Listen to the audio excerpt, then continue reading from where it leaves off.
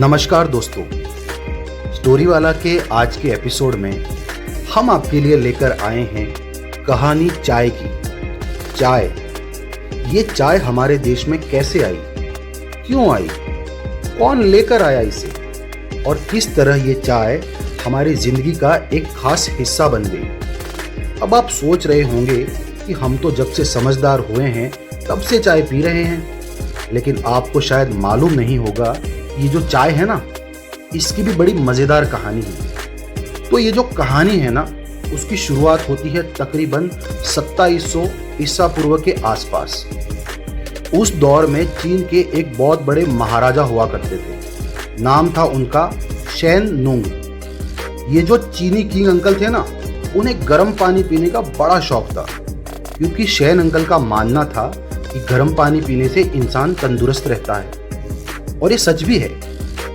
तो एक दिन हुआ यूं कि राजा साहब सुबह सुबह अपने बगीचे में बैठे गर्म पानी का लुत्फ उठा रहे थे कि अचानक हवा के झोंके के साथ कुछ सूखी पत्तियां शेन भाई साहब के गर्म पानी के मग में आकर गिरी और चंद मिनटों में पानी का रंग सुर्ख हो गया। पहले तो राजा साहब को लगा कि ये गर्म पानी का रंग सुर्ख कैसे हो गया, और राजा साहब ने उस सुर्ख रंग के पानी को उठाया और उसे फेंकने लगे। लेकिन फेंकने से पहले राजा साहब ने उस सुर्ख पानी की एक चुस्की ली। राजा जी को यह सुर्ख रंग के पानी की चुस्की बड़ी ही टेस्टी और रिफ्रेशिंग लगी। उसके बाद क्या था, राजा जी हर रोज अपने नौकरों से उन पत्तियों को इकट्ठा करवाते और गर्म पानी में डालकर पीते। आखिरकार राजा जी ने उस जादुई पत्तियों के पौधों को अपने बगीचे में लगवाया, और ये जादुई पौधा राजा जी की जिंदगी का एक अहम हिस्सा बन गया। राजा साहब रोज गर्म पानी पीते और उस पौधे की कुछ पत्तियां अपने गर्म पानी में मिलाते और उसे गटक जाते। कहा जाता है कि राजा जी ने अपनी जिंदगी की 100 से भी ज्यादा दिवालियां देखी थी। 100 साल की उम्र किस्मत वालों को मिलती है। अब 100 साल की जिंदगी किसे नहीं चाहिए। तो हुआ यूं कि राजा साहब की मौत के बाद 100 साल तक जीने की आस में पूरे चाइना में इस पौधे का पानी घर घर में पिया जाने लगा, और इसका नाम पड़ा चाय। ये चाय धीरे धीरे हर देश में मशहूर होने लगी। चाय को अगर किसी ने दिल से अपनाया तो वो थे ब्रिटेन के लोग, और ये गोरे लोग तब हम हिंदुस्तानियों पर राज करते थे।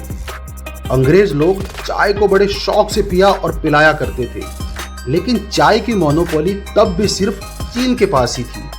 अगर अंग्रेजों को चाय पीनी होती तो खरीदनी तो उन्हें चीन से ही पड़ती थी। सालों के बाद चाइना और ब्रिटेन के बीच जंग छिड़ गई, और चाइना इस कदर ब्रिटेन से नाराज हुआ कि चीन ने अपनी मोनोपोली मतलब चाय गोरों को देने से मना कर दिया। चाय ना मिलने से बेचारे अंग्रेज पगला गए। बिना चाय के अपनी सुबह खराब कर रहे अंग्रेजों ने चाय जैसे एक दूसरे कई पदार्थ पीना शुरू कर दिया, लेकिन जो बात चाय में थी वो किसी में नहीं थी। इसीलिए अंग्रेजों ने चाय की अपनी खोज जारी रखी। दोस्तों, शाहरुख खान की एक फिल्म का एक फेमस डायलॉग है, अगर किसी चीज को शिद्दत से चाहो तो पूरी कायनात तुम्हें उसे मिलाने में लग जाती है। इस दौर की फिल्म का ये डायलॉग उस दौर में भारत पर राज कर रहे अंग्रेजों के लिए बिल्कुल सही साबित हुआ।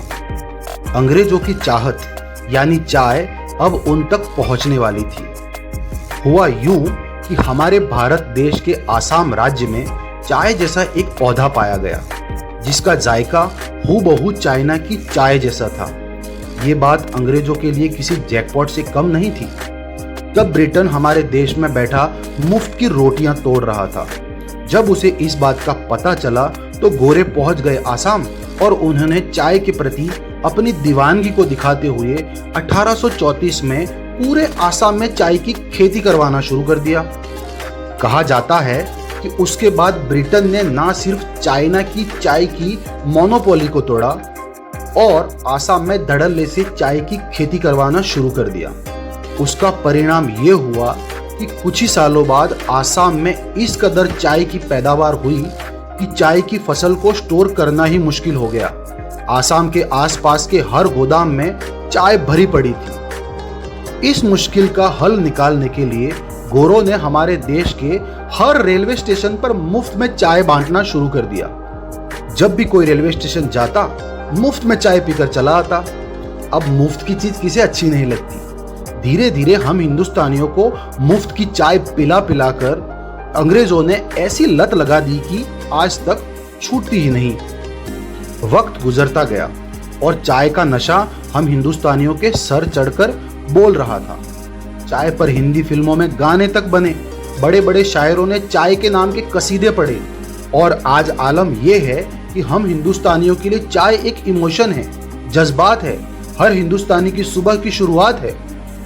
आज हमारा देश पूरे विश्व में चाय का सबसे बड़ा प्रोड्यूसर है और मजे की बात तो ये है कि जितनी चाय हम पैदा करते हैं उसकी 75% चाय तो हम हिंदुस्तानी ही गटक जाते हैं। तो दोस्तों, ये थी कहानी चाय की। ये कहानी आपको कैसी लगी हमें कमेंट करके जरूर बताएं। और हाँ, स्टोरी वाला को सब्सक्राइब भी कर लीजिए। सब्सक्राइब करने में कहाँ कोई पैसा लगता है, एक बटन ही तो दबाना है। अच्छा तो दोस्तों, स्टोरी वाला को दीजिए इजाजत और इंतजार कीजिए हमारी अगली कहानी का। जय हिंद।